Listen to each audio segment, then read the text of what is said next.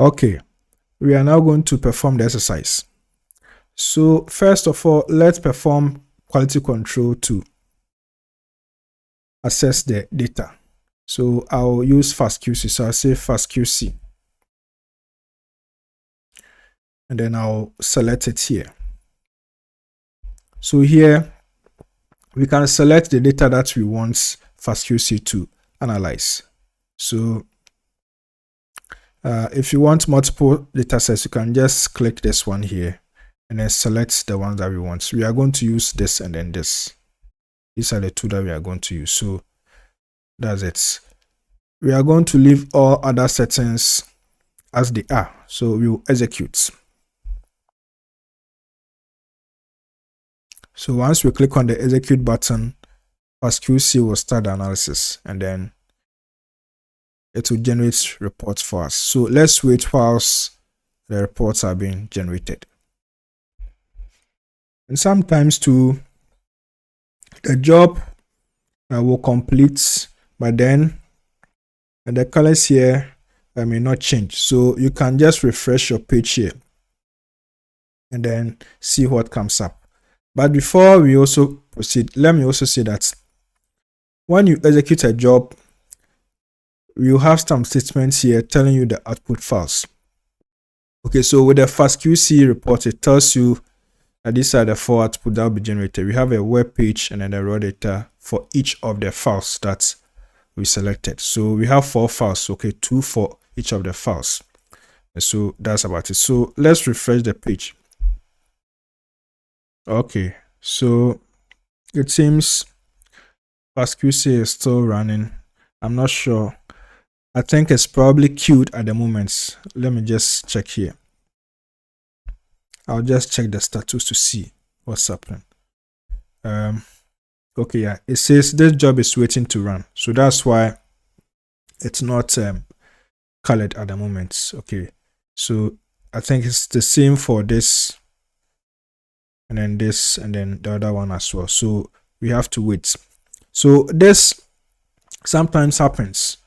Okay, so depend on the workload of the Galaxy platform, some jobs may be queued.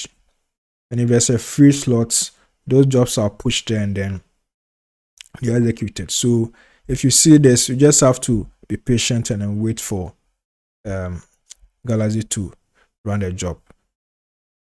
Okay, so the FastQC jobs have finished running. And that is why we see the output files being highlighted in green. So I'll download just the web pages because these are the ones that have the reports. So I just check. This is data 2. So this is the web page for the R2, the reverse strand. So I will download it by clicking it and then I'll come to this button here, this save button. I'll just click it and then I'll save it on my PC. So I'm saving it here. I'll do same for the forward, which is here. That's data 1, and then I'll just save it. Okay, yeah, so I'll now go and then just explore those files. So these are the files. They come as zipped. And so what I'll do is to extract the content. So I'll open, let me just repeat again. So I'm going to extract the contents of each of these files. I want just the HTML, the one which has the FastQC report. So I'll open for the forward, which is data 1.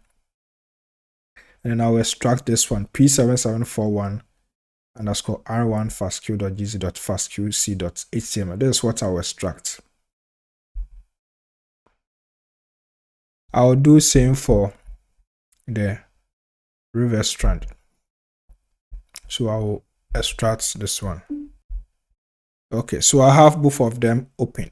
So these are HTML files, so we can open with our internet browser. So I'll open both with my internet browser. So I'll start with this and I'll start with this. Now let's check the reports out on our browser. Okay, so these are the reports. This is for R1, that's the forward and then there's for R2, the reverse. So let's look at the report here. I'll focus on the per base sequence quality. So if you check the per base sequence quality, you see that for the forward, we have all of them, almost all of them. I mean the bases, okay, the quality scores across all bases, so they are very high. So this indicates that the reads are of high quality because they are all within this region where we have the green color. So that means everything is okay. But we have just this one entering into this region here. So that's about it. Now let's look at R2. Let's look at the per base sequence quality. If you check it compared to R1, we have this observation where some of the bases, okay, they have a low quality. So you can see that some of the box and whisker plots come to this side here, which indicates low quality, and we also have some here. Okay, this observation is not surprising. For Illumina reads, the quality normally drops at the end. That is why we have this observation. So what we can do is to perform quality trimming. We will do this to remove the low quality ends of the reads. So that's what we are going to do next.